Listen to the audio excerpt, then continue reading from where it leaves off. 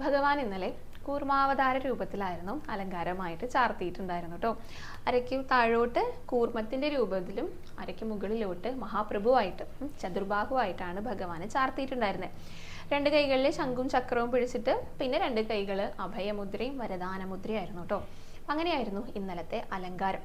അപ്പം ഇങ്ങനെ ഒരു അലങ്കാരം വരുമ്പോൾ, പ്രത്യേകിച്ച് മഹാപ്രഭുവായിട്ട് ചതുർബാഹു ഒക്കെ ആയിട്ടുള്ള അലങ്കാരം വരുമ്പോൾ എല്ലാവരുടെയും മനസ്സിൽ എന്താണ് തോന്നുക? നമ്മുടെയൊക്കെ സംരക്ഷകനായി നിൽക്കുന്ന ഭഗവാനായിട്ടാണ് തോന്നുക.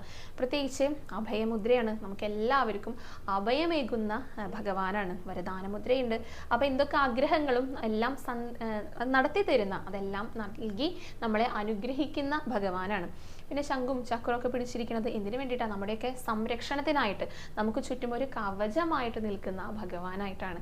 അപ്പോൾ എല്ലാ സങ്കടങ്ങളും ഭഗവാനിൽ സമർപ്പിക്കുക. അതിനെല്ലാം ഭഗവാന്റെ അടുത്ത് പരിഹാരമുണ്ട്.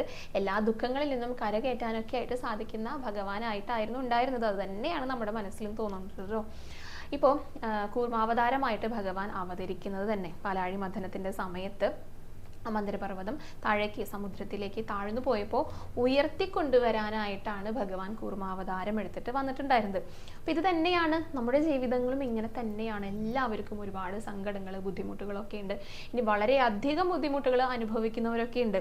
ഈ സമുദ്രത്തിൻ്റെ ആ ഒരു ആഴത്തിലേക്ക് താഴ്ന്നു പോകുന്നവരൊക്കെ ധാരാളമായിട്ടുണ്ട് കേട്ടോ. ഓരോരുത്തരുടെ ജീവിത സാഹചര്യങ്ങൾ അങ്ങനെയാണ്.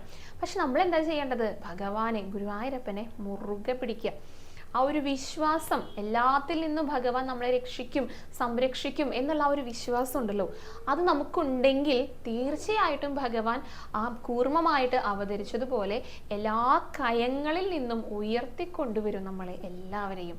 ആ വിശ്വാസവും ആ ഒരു പ്രാർത്ഥനയും മാത്രം മതി എന്നാണ് ഭഗവാൻ പറഞ്ഞു തരുന്നത്. അത് പിന്നെയും പിന്നെയും ഇങ്ങനെ ഓരോ അലങ്കാരത്തിലൂടെ വന്നുകൊണ്ട് നമ്മളെ ഓർമ്മിപ്പിക്കുകയാണ് ചെയ്യുന്നത്. അപ്പം എല്ലാവരും നന്നായിട്ട് പ്രാർത്ഥിച്ചോളൂ കേട്ടോ. എല്ലാവരുടെയും സങ്കടങ്ങളും ബുദ്ധിമുട്ടുകളും പ്രാരാബ്ദങ്ങളും ഒക്കെ ഭഗവാൻ മാറ്റിത്തരട്ടെ. എല്ലാവരെയും ഭഗവാൻ അനുഗ്രഹിക്കട്ടെ.